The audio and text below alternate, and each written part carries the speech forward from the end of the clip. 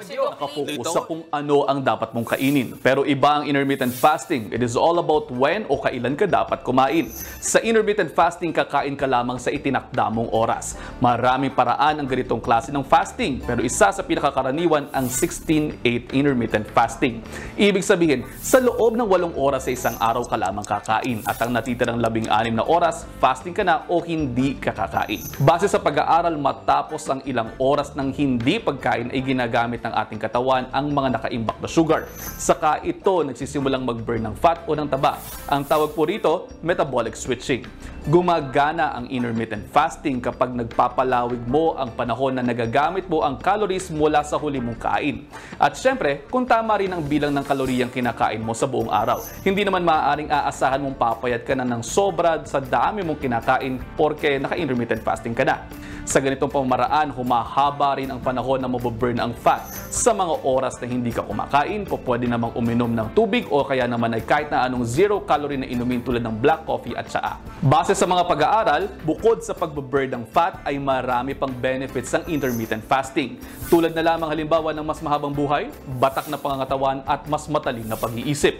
Marami din daw kasing nangyayari sa panahon ng fasting na maaaring magbigay ng proteksyon sa ating organs laban sa ilang mga sakit tulad ng type 2 diabetes, heart disease, inflammatory bowel disease at cancer.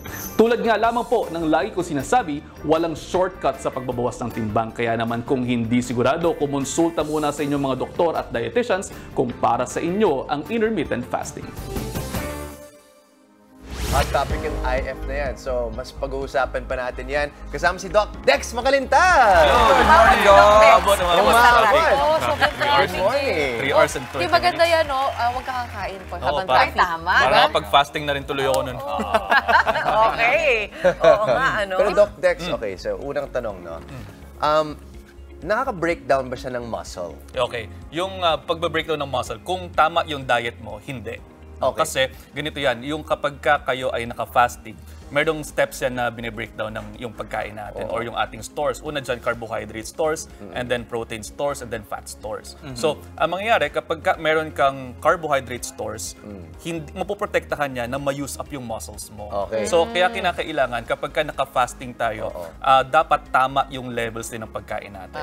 So that, para makapagbawas tayo ng tamang timbang. Ito nga yung sinasabi natin, ang intermittent fasting ay hindi naman talaga siya diet. Kasi kapag sinabi mo diet, anong kakainin mo? Pero walang set rule pagka sinabi natin na intermittent fasting. Now, sa fasting, ito ay talaga siyang schedule lamang siya ng pagkain. Anong oras ka kakain, anong oras ka hindi kakain. Para ma-use up mo yung energy mo ng tama. So, kinakailangan, tama pa rin yung dami ng calories in versus calories out. So, mas marami kang calories in kaysa sa calories out, tataba ka pa din. Pag mas marami kang calories out, mas papayat ka. So, ang intermittent fasting sa katotohanan ng bagay ay hindi siya diet, pero isa siyang schedule of eating. Meron tayong mga kwento syempre na naririnig ng mga nag-IF o intermittent fasting na naging effective, pumayat naman daw sila, pumayat nakita talaga. nila, pero after a time, tumataba ulit Yes, sila. maaari. Ano Ito nangyayari? yung tinatawag na yo-yo effect. So, Yo-yo. bakit yo-yo, at taba mo na naman.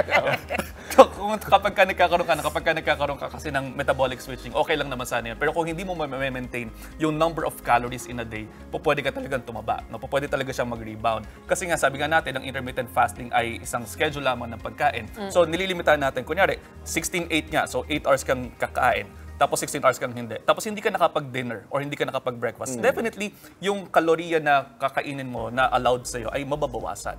So, mas marami pa din yung maka-calories out mo kaysa sa calories in. Pero kapag yung tao ay masyadong marami namang nakakain, kahit naka-intermittent fasting ka, tataba ka pa din. Yun yung nangyayari, kaya nag-yo-yo sila. So, akala nila na merong mental note na, hindi ako kakain, naka-intermittent fasting ako, papayat ako. Pero hindi eh. Pero dumadami yung kinakain niya. So, ganun na nangyayari. Hindi ba nakaka-ulcer yun, Doc? Ayun. Yun, good question. Side effects ng intermittent fasting po, pwede kayong magkaroon ng ulcer like dyspepsia. Bukod sa ulcer like dyspepsia, po pwede rin magkaroon ng kapag masyado mong na-mobilize yung fat stores, yung iyong gallstone. Kasi kapag masyado na-mobilize yung fat stores natin, tataas masyado yung taba, gagawa ng masyadong panunaw ng taba. Pero sa There mga goes your gallstone. pasyente mo, gaano katagal nila kayang gawin itong diet na to? Depende sa kanila. So, sa mga pasyente ko, meron naman kaya na 1 taon, 2 taon. Pero hindi siya panghabang Hindi buhay. panghabang buhay. Oo. Pero anong ibig sabihin ng kailangan gawin para maiwasan yung mga sinasabi nating posibleng komplikasyon from intermittent fasting like ulcer, saka So, sa development ng gallstones? Yes. Ang dapat gawin dyan ay magpakonsulta sa dietitian para nang sa ganun malaman natin gaano ba kadami dapat mong kainin at ano ang dapat mong kainin sa oras na kakain. Ayan. So, Ano ba yung tamang mag-consult na. portioning? Yung palamunan. Sorry, nabanggit Oh, go. natin kanina yung calorie, fat, saka protein. Pag mag-IF ka, ano Pag ba yung mag-IF tama? ka, around 45% carbohydrates and the rest would be your 20 to 25% ng iyong protina and then the rest will be fat. Ang gusto ko lang sana rin banggitin, Doc Dex, siguro kung meron kang comorbidity, yung meron ka ng Yes. sakit, yan Magpa-check up kailangan muna. talaga muna mag-check Check up bago muna po tayo. mag-intermittent Yung iba kasi fasting. sinasabi, akala nila pag intermittent fasting, parang pwede ka mag-pink out, no? No, Dun sa, no. sa 8 hours na No, yun no, eh. So no. maganda na klinaro mo Klaruhin yun. natin na kailangan tama pa rin yung number ng Calories sa in, Tama, calories dapat. out. Okay, maraming salamat, Doc Dex Makalintal. Mga kapatid, Gretchen ho po, huwag maging huli at maging una sa lahat ng balitaan. Maging maalam at may pakialam sa mga napapanahong issue at balita sa bansa. Mag-subscribe at mag-follow sa News 5 social media pages.